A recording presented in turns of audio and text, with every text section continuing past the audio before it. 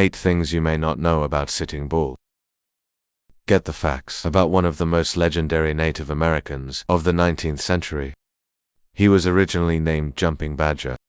Sitting Bull was born around 1831 into the Hunkpapa, a Lakota band of the Great Plains, in what is now the Dakotas. He was initially called Jumping Badger by his family, but earned the boyhood nickname Slow for his quiet and deliberate demeanor. The future chief killed his first buffalo when he was just 10 years old.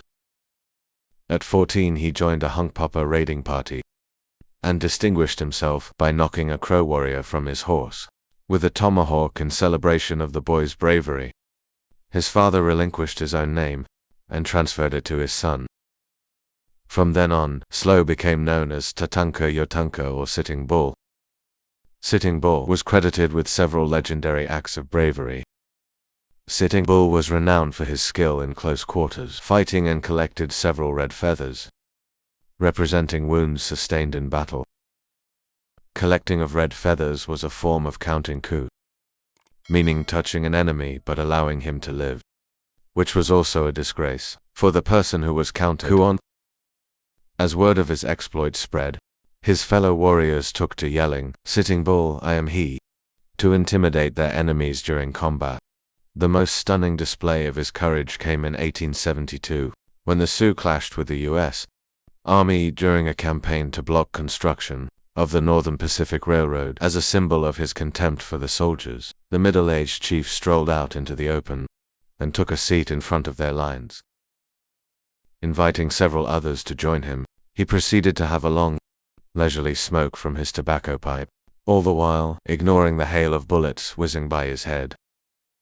His nephew White Bull would later call the act of defiance the bravest deed possible.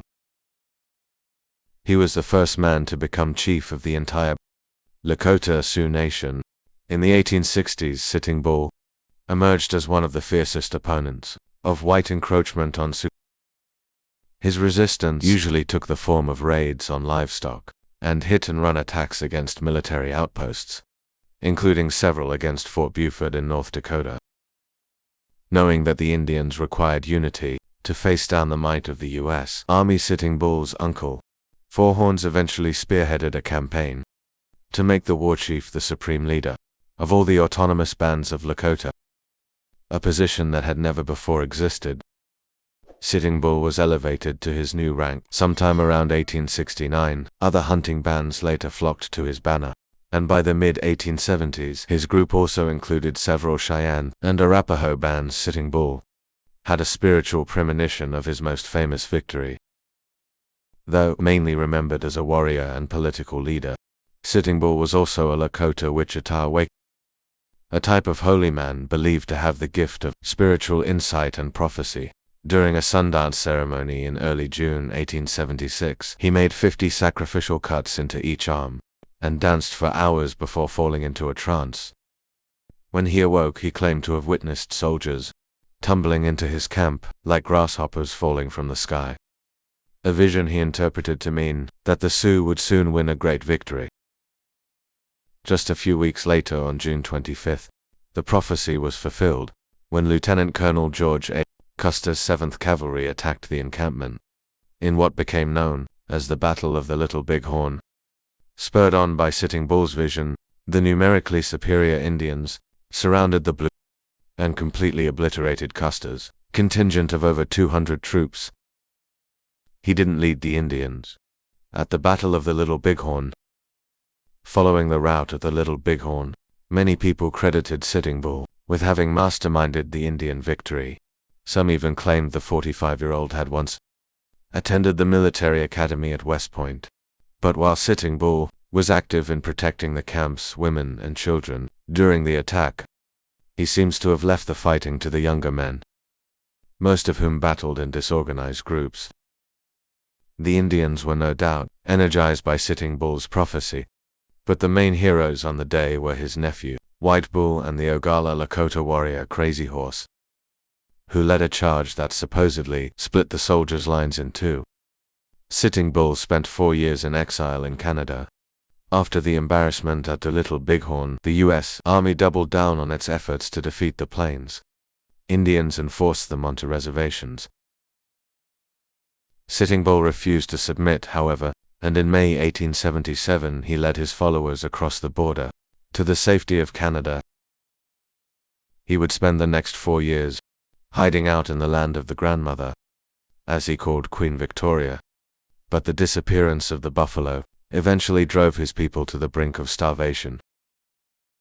Prodded along by the Canadian and American governments, many Sioux refugees abandoned the camp and crossed back into the United States. In July 1881, Sitting Bull and the last holdouts followed suit and surrendered to American authorities. In North Dakota, the aging chief spent most of the next 2 years as a prisoner before being assigned to Standing Rock Agency, the reservation that remained his home for the rest of his life. Sitting Bull toured with Buffalo Bill's Wild West show. In June 1885, the former Army scout and entertainer William Buffalo Bill Cody hired Sitting Bull to perform in his famous Wild West show. He left the tour for good after its final show in October, saying the wigwam is a better place for the red man. He was killed over his supposed involvement in the ghost dance movement.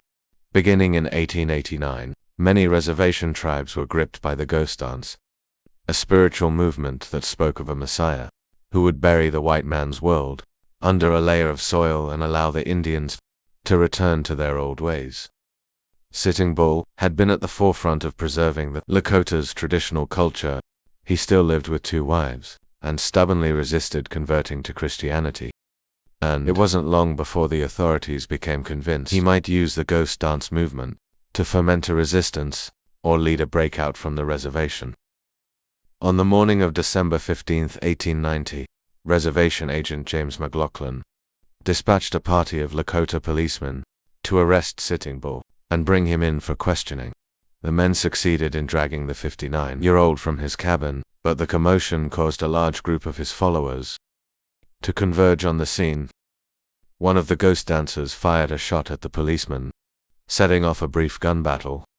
In the confusion that followed, more than a dozen people were killed, including Sitting Bull, who was shot in the head and chest. Sitting Bull died on December 15, 1890. His death was a turning point in Native American history and marked the end of the Indian Wars. Sitting Bull's legacy lives on, and he is remembered as a powerful leader who fought tirelessly for the rights and freedoms of his people. His death was seen as a tragic loss to the Native American community, and his legacy was celebrated through traditional ceremonies and rituals. Thank you for watching and listening.